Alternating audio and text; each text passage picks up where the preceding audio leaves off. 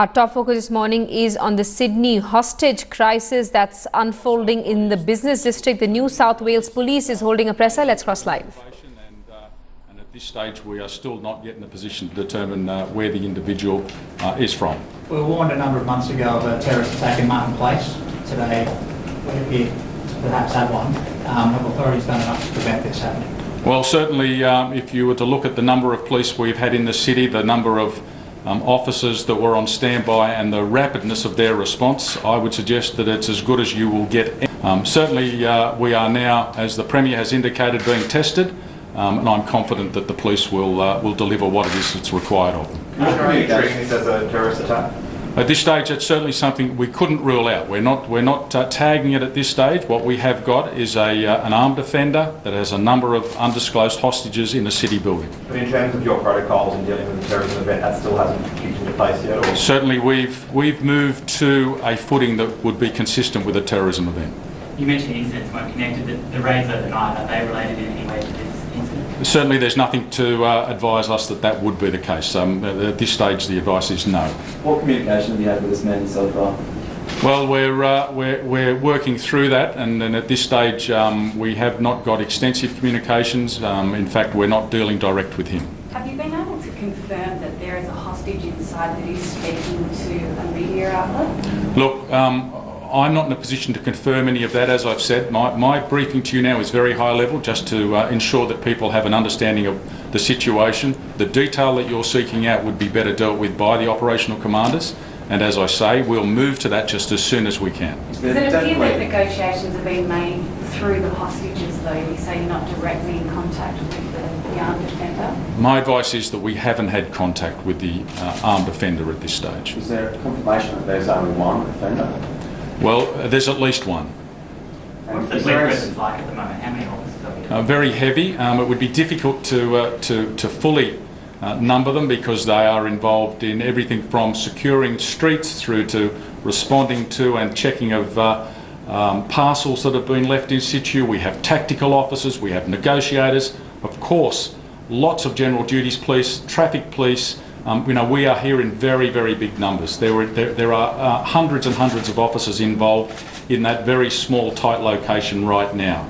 But again, if need be, we will escalate that, and if need be, we'll take it out to many, many more. The Queensland Police Commissioner has said that information was firming up that there's an explosive device. Sorry, I just missed the first. Right. The Queensland Police Commissioner has said that there's information firming up that there is an explosive device involved in this.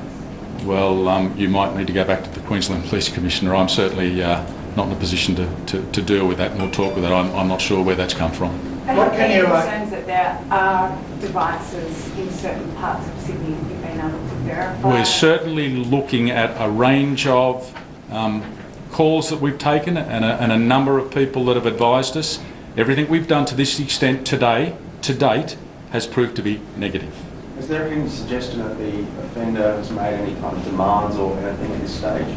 At this stage, we have not got direct contact with the offender. Say an undisclosed number of hostages, but are we only talking about people inside the cafe? Are there other people on other floors of that building that are unable to get out as well?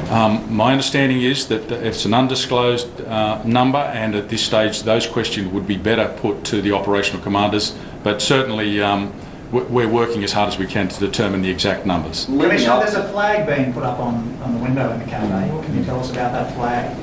Well, again, it's a flag that we've had people looking at. We're still trying to work out exactly what it stands for, but at this stage it's probably best that I don't take that any further. We're working with our partner agencies to better determine what it is we're dealing with there. There was an arrest in Beecroft Man announced this morning with a press conference due to happen from the AFP. Mm-hmm. Is there any suggestion that this may be connected to what's happening today? Yeah, a similar question was from this side of the room. No, at this stage there is no connection. In the lead up to this, when you've looked at previous risk assessments of terrorist-related events in Sydney, was an event like this where it might be a lone wolf operator deemed as one of the more probable? Absolutely, and we've looked at this in the past. We've exercised around this. We continue to focus on this like we do every other scenario. There are so many scenarios that we deal with, but we deal with them because we have to be prepared, and certainly this is one that has been part of a range of scenarios that we've had to deal with in terms of our preparation. Premier, does this event today change Sydney? Will it change the way people approach their everyday life in Sydney? No, it won't, and no, it shouldn't.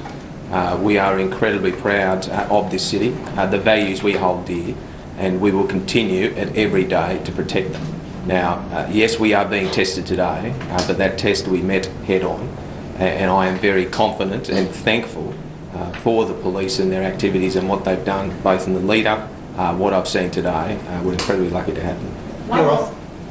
Your office has been evacuated. All the government staffers have as well. It's quite close to home. I mean, of course it is. I mean, this is an event that is obviously testing all of us here in this city.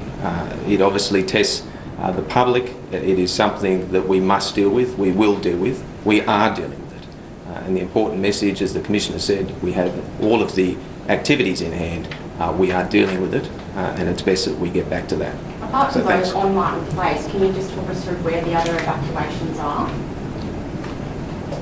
At this stage, it's Martin Place specifically, and those that would be moving outside of that key location would be on advice of police. But I'm told that it is a very limited footprint.